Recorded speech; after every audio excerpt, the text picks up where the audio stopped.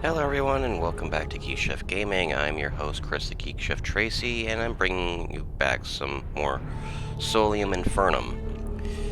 In this episode of the Beginner's Guide, we are going to go over just who are the Archfiends, what are their strengths, weaknesses, stat lines, and general playstyles. On my next video, I'll be going into the relics and why are they important.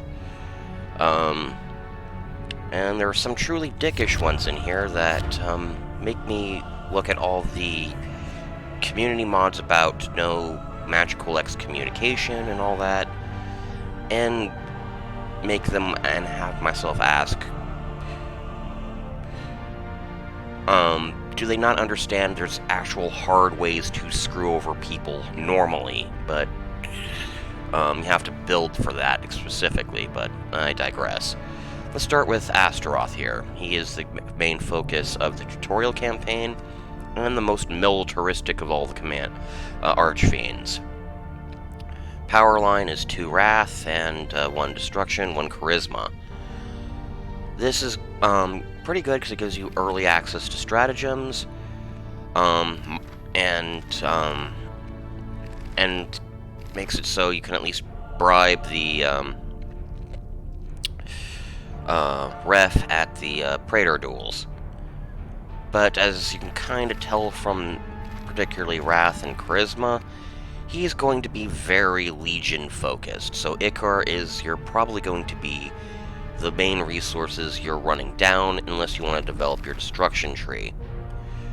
I would also recommend maybe focusing a little bit on prophecy here and there, just so you can get some deceit resistance, because with 0 deceit, you're basically asking to get robbed.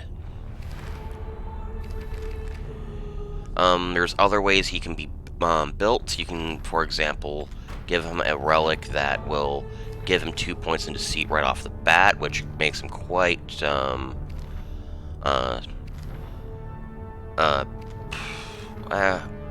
where is it? Prophecy, destruction, deceit. That makes him much more annoying off the right away, because not only does he have increasing your power, improve your resistances to spells in that tree, it also at level 2 gives him the ability to steal shit himself.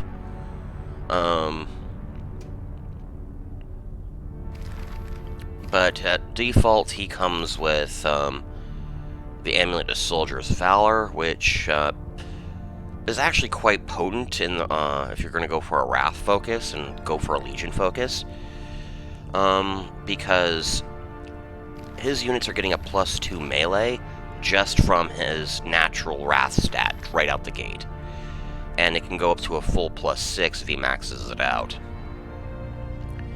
And so his legions will tend to be a little bit more. Anyone who's wearing this will find your legions just be a little bit more powerful. And his next one is command rating by 2, so he can field a larger army.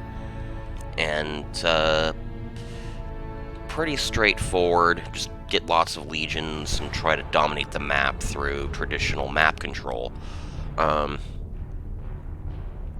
Be a bully early on and just try to steal everyone's money through demands, because no one's going to want to fight you directly. Especially not people playing Andromedalus right here, and Murmur. And this is primarily because of your Legion being very melee focused.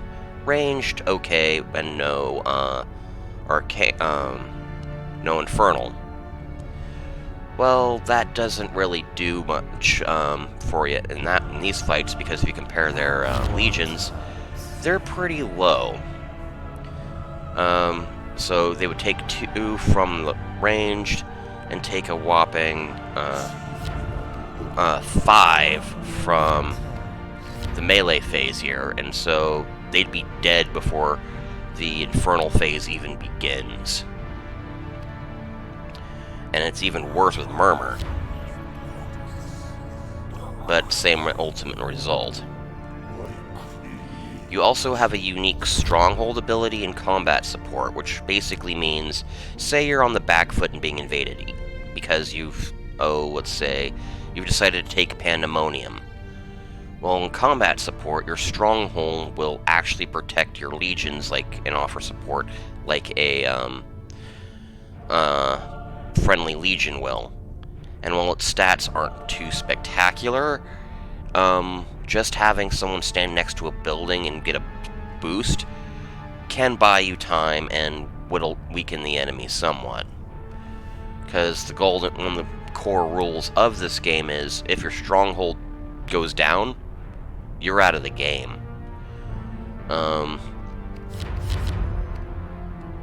Which does make cracking or which means he's more reliant on having legions around his stronghold for defense than having a strong stronghold himself. His dark art or special ability basically lets you unilaterally declare war for any reason, and that war only lasts for one turn. There is no true objective, so you can't gain prestige from it, but it does let you do a quick smash and grab if there's a point of power or palace of power, place of power, however you want to say it, sitting on your border. Pop this. There is a one-turn wait, because your opponent has to be informed of it, so they can try to at least maneuver their armies to stop you, or at least complicate things. And then the turn after you pop this, you have one turn to engage. It can also be used to cross enemy territory and capture bits of it. So if someone tried walling you in by claiming a narrow pass, and it's only like one hex wide, pop this, claim it yourself, and now you have free passage through it. But ultimately, he's a pretty straightforward Archfiend, as he's all about the armies. Lilith, on the inverse, is the Witch Queen. She has a lot of prophecy, which means she, just expect she knows what you're doing if you're up against her. Especially if you see her firing Dark Augury quite a bit. One Deceit, one Destruction also reinforces magic focus. Again, once the prophecy gets going, she can start dropping spells as her primary means of doing anything. Armies are nice, and you shouldn't forget to use them as Lilith, but your main strength as Lilith from your starting stats is you can magic early, and if you can rush Deceit and prophecy, you can make yourself a massive harasser early in the game, and most people won't have the stats up high enough to really defend against you, especially if you couple that with your Dark Art, Baleful Gaze, which can target legions, and makes them more susceptible to whatever you're casting. So let's say there's a high-level unit that just seems to keep resist being stolen. Baleful Gaze them first, then pop it. You can also see their stratagems, so they're not hidden when this is used. And so you'll know if they're trying to bluff or if you should fall back. So don't forget about this ritual here, especially considering it's free. It just costs an order to pop up, and it has no upkeep. So it'll just keep maintaining itself indefinitely. Her Legion is kind of front-loaded, but if it can survive melee, it will hurt quite hard. As you can see, 409. Decent amount of hit points, 2 movement like pretty much everybody. Not scary. It might be a little hard to take a couple early places of power early in the game, but not super. But if you're clever and swoop in to take it at the they whittle it down to like 2-3 1 to 2 hit points and you just happen to be in range and have an early turn order, walk in, scoop it up yourself, because they did all the heavy lifting and took the injuries. And then her Pal's special ability is Prophecy Strength +1, reinforcing that her role as the Arch Spy. I know everything, and because of her high prophecy stats, she often will have 2 or 3 event cards going at any time, so that's quite potent. But because she lacks starting Wrath and no Charisma, her legions tend to be a little weaker in the beginning. And if she forgets to get a Praetor, she's going to get bullied quite a lot in duels, but that applies to pretty much everyone here. Ritual Strength +1 to Deceit, very good ring for her, as it just makes your deceit rituals, whether it's stealing shit or and all that, much more likely to be effective, and it protects you from them. It protects you from prophecy, so people have a harder time actually scouting you. Strength, and this is the one that gives you deceit resistance, but it improves your prophecy stuff, so people just will have a very hard time stopping you from trying to figure out what they're doing, and basically it just reinforces you can't keep shit hidden from Lilith when this is on. And destruction, but it also resists, adds 2 to resisting destruction, so your fireballs are more likely to get through and you're less likely to get hit by them. Other good ones are, again, any, like this will give you a bonus point to resistance because it'll bring it up to 2. Oh wait, that's, yeah, that's this one. Basically anything that gives you extra layers is good. I'd probably go for the Wrath one. Where is the Wrath one?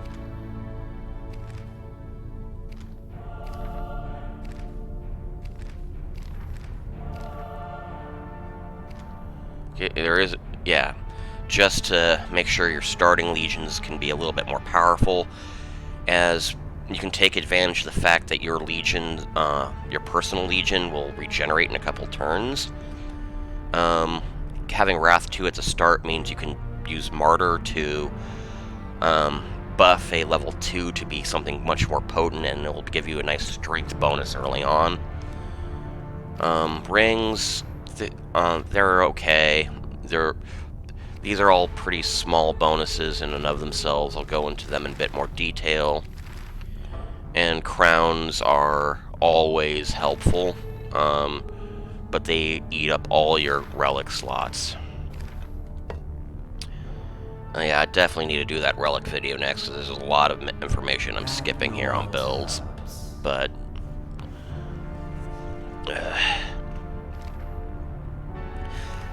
And Andromedus right here is basically the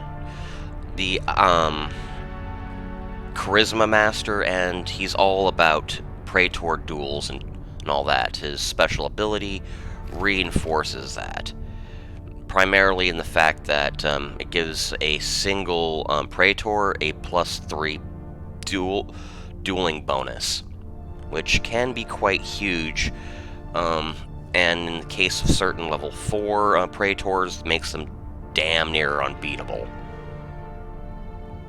Especially if he... Deceit level 1 is always useful, Destruction level 1, always useful. But again, his starting legions are weak, and he has no prophecy stats, so... if you're going to go for the duelist aspect, I would recommend definitely putting a couple points into prophecy right away, because you want to know what Praetors they have, just so you don't buy it off more than you can chew, because should you lose a duel, your Praetor dies. But if you win, their Praetor dies. His starting Legion is okay. 1 range and 4 melee means anything that's more physical and can get in earlier, you're going to have a hard time dealing with, but it is high enough that you could at least try to take a place of power in 2 or 3 turns if you're patiently taking the time. Stronghold special ability is +1 voting power. And every 5 turns or so, there's an edict. These can be quite powerful. But it's, in my opinion, one of the weaker bonuses, because very rarely will you be able to swing things yourself unless you are in a very talkative game and you can negotiate with other people to sell your vote.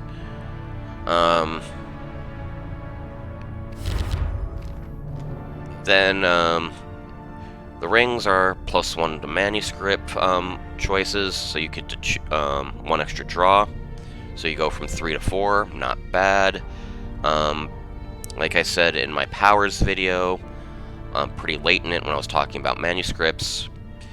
Searching for manuscripts good if you have a nice money surplus, but it takes a lot of time to build them, and this will help maybe subtract some of that time. But it's an okay ring, but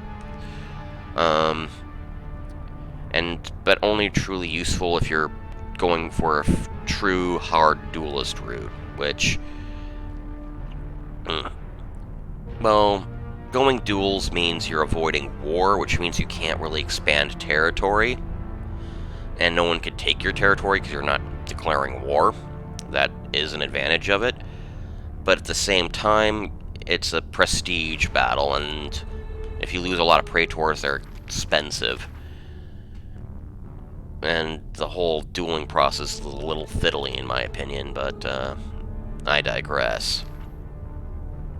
Ring of Tyranny, 1 extra tribute to choose from, so rather than 4, it's 5, always useful. In fact, I actually think this works better for if you combine it with the Amulet of Opulence, which boosts the quality of your tributes, so you can choose what you want more efficiently. And a prestige multiplier from duels, encouraging you to focusing on duels. Not bad if you, you kind of, as you can kind of see, everything about this character, at least as it's built now, is about duel mastery. But because of what I said about Charisma Tree in my power video, that's not necessarily bad if you can keep using it to keep people out of your territory. Because once Charisma gets high, you just basically just sit back and generate prestige like crazy. There's like just like, yeah, I'm good. You guys go fiddle with your little war and shit. I'm just gonna sit here and bask in my own glory that further reflects back upon itself and makes me look better.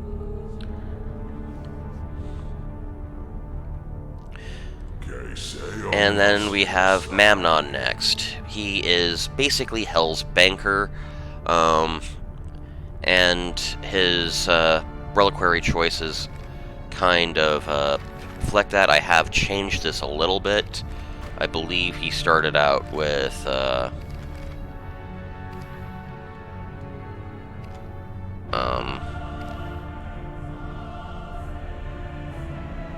yeah, the places of power gain an additional attachment slot.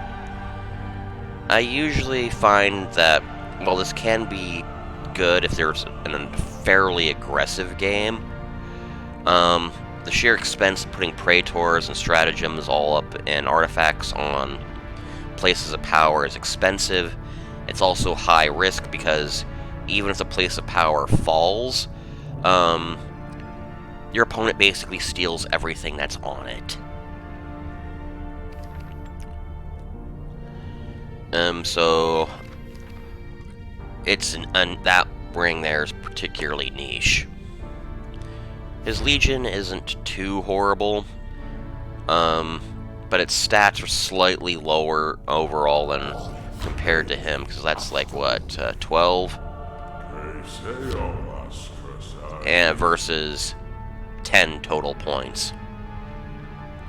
So he has a solid enough melee that he can take places of power relatively well, but his low infernal and archery mean he's going to have a little bit harder time, but at least he can defend himself from earlier bullying.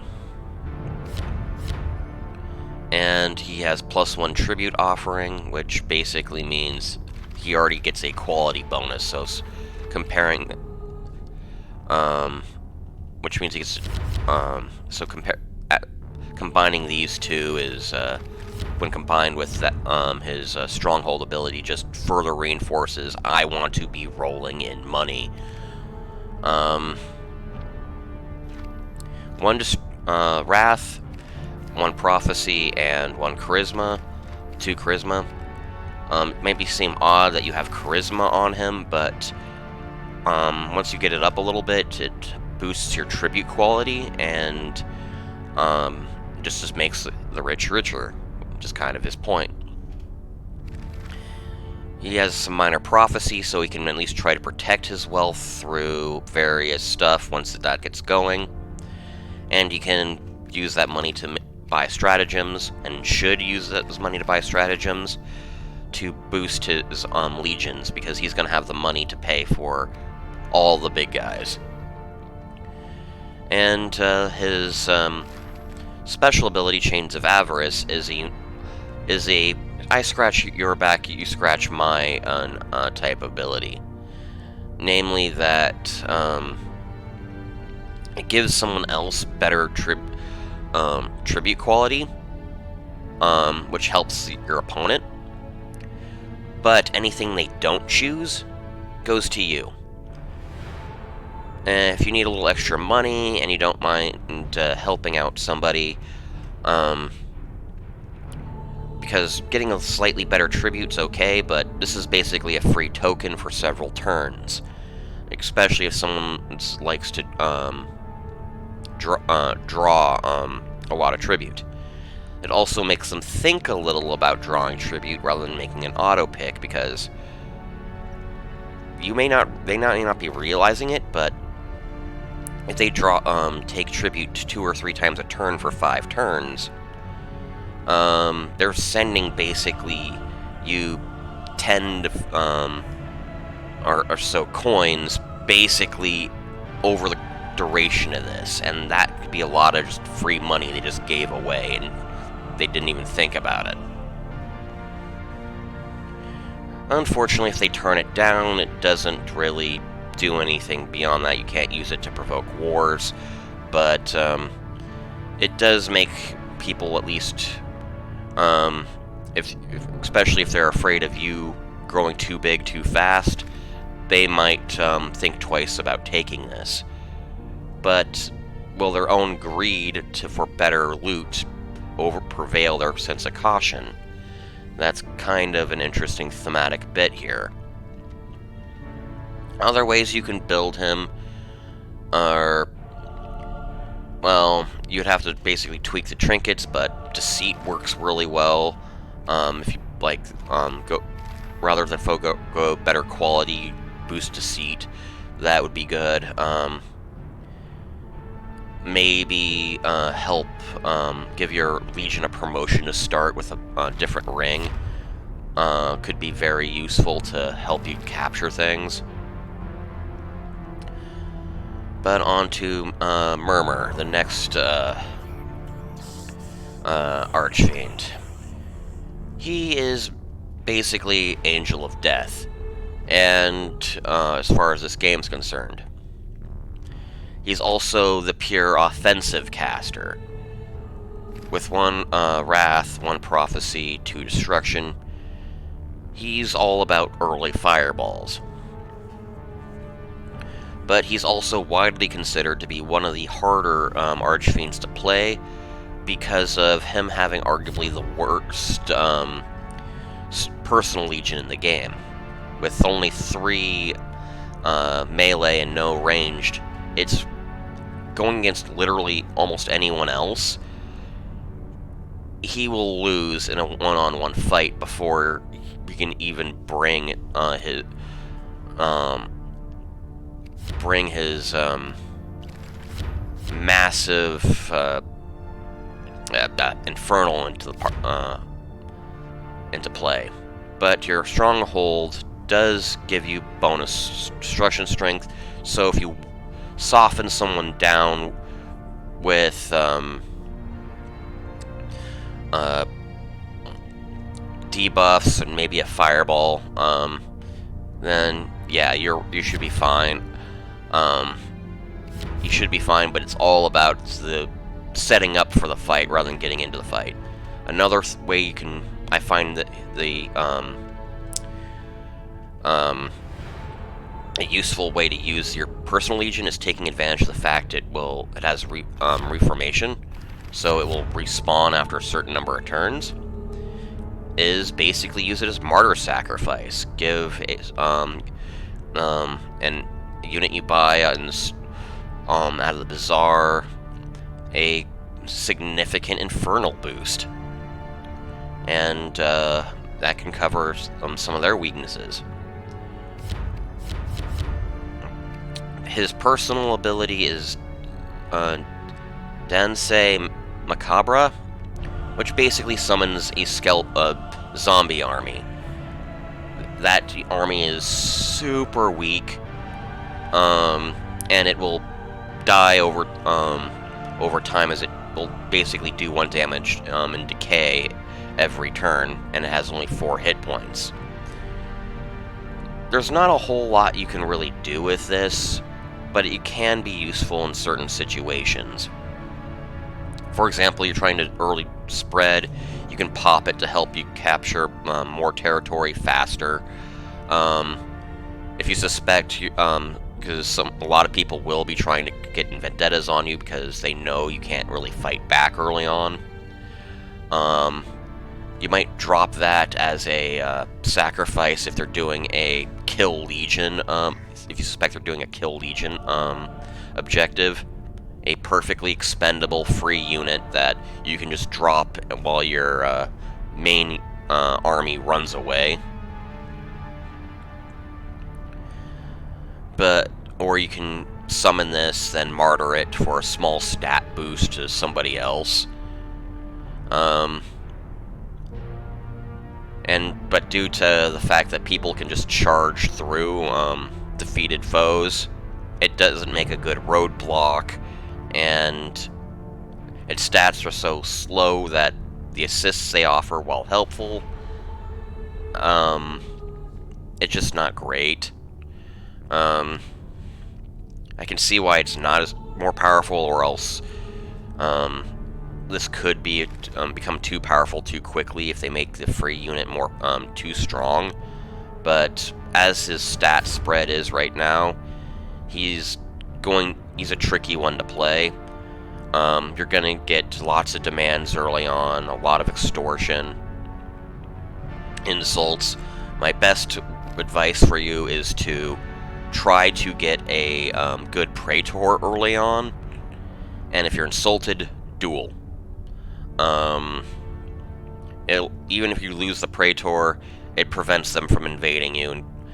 I would also maybe recommend,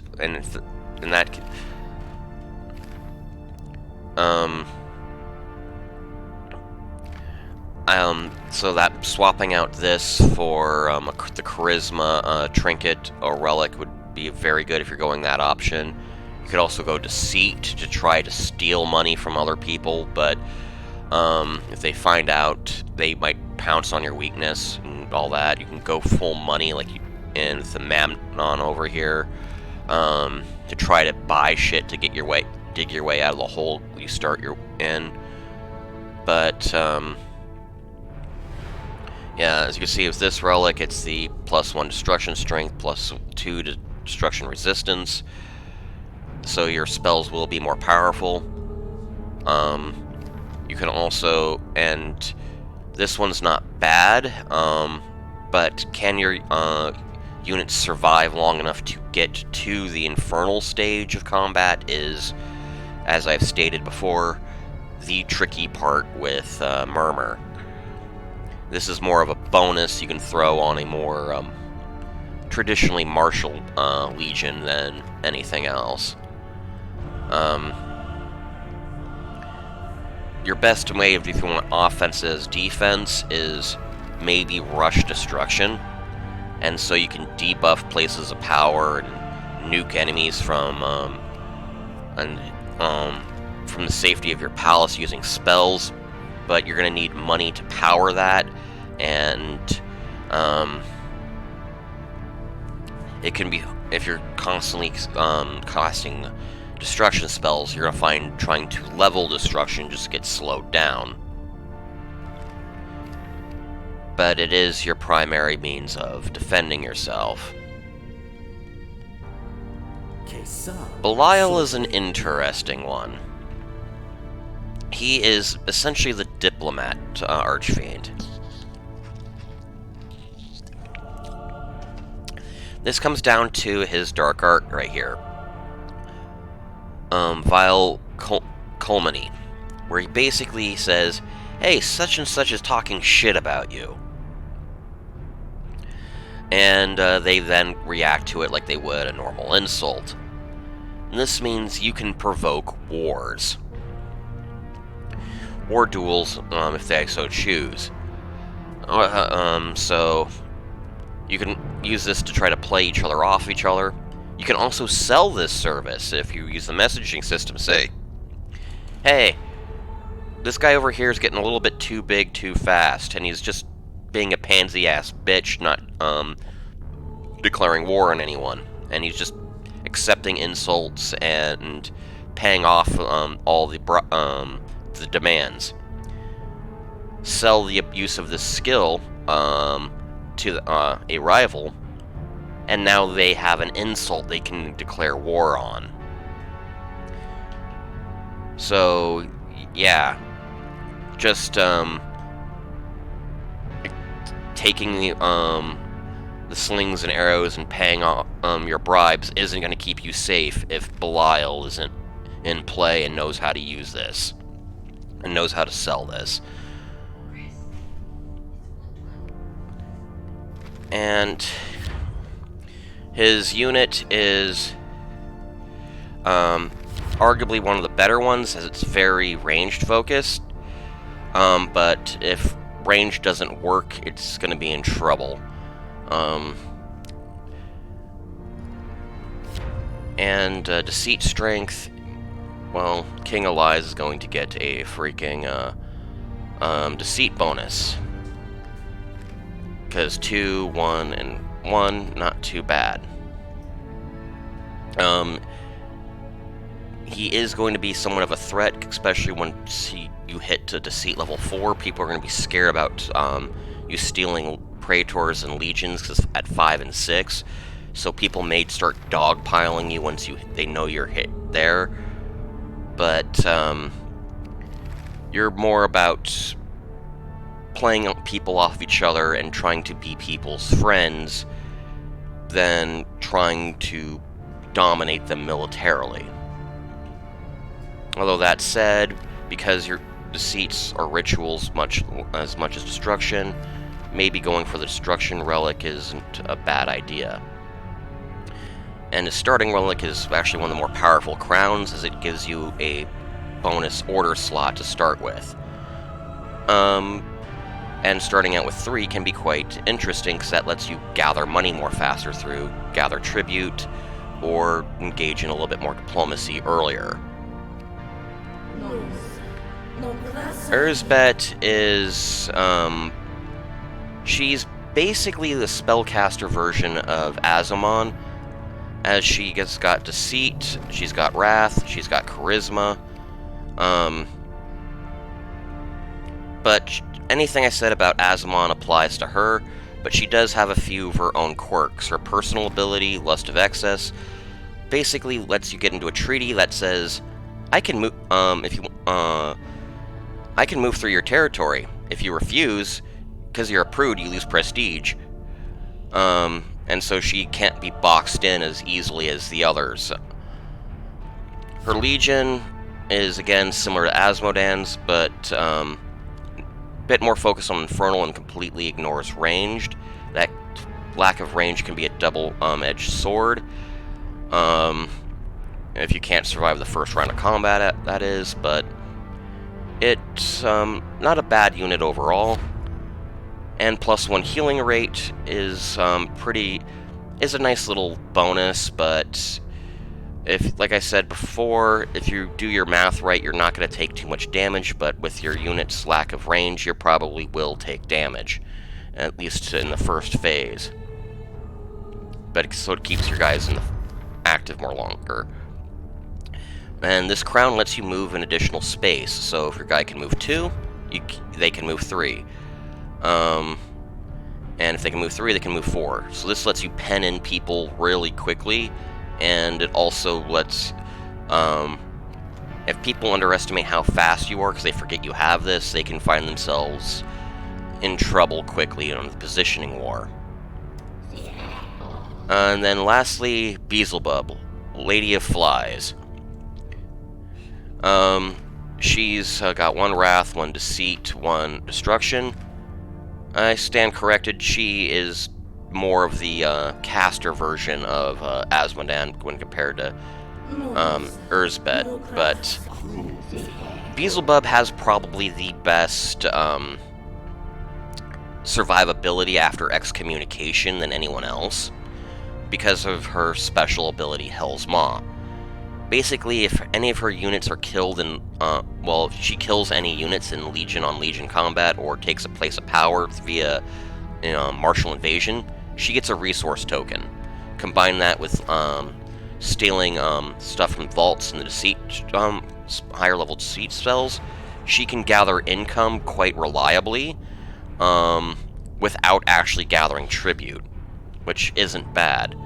Her Legion is 5/2/2.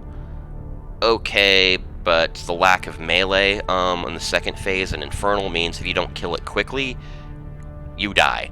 But the bonus HP does mean you can survive maybe slightly longer, but that's more Infernal Blast protection than anything else. +1 command rating means you get you can have a larger army than normal. Useful, especially if you want to play a more aggressive game, and it helps you control the map more. Stirring trinkets are, you gain extra prestige from combat, so again, encouraging you to play aggressive. And Amulet of Intimidation basically means that if anyone doesn't want to fight, you get benefits as a bonus to your prestige gain from them backing down. Not bad. Reinforcing Prophecy might be a good one, just so you can cast more spells. Charisma wouldn't be bad, because you're going to need Praetors, because people may just challenge you to duels rather than engage with you directly in combat. But pretty much everyone's going to be scared of engaging with you simply because the more you fight, the richer and more stronger you become. And don't be surprised if people just say, okay, since you get stronger for fighting, I'm just going to start using destruction spells and steal Legion to screw with you. So the late game can be tricky once people start developing high destruction, high deceit. But early game, if you play super aggressively, especially if you get some early legions, very, very dangerous, very, very scary. And that's my Archfiend primer. Next video, we were going to be going into detail on the relics. Thank you all for watching, and have a good night. I gotta get to work.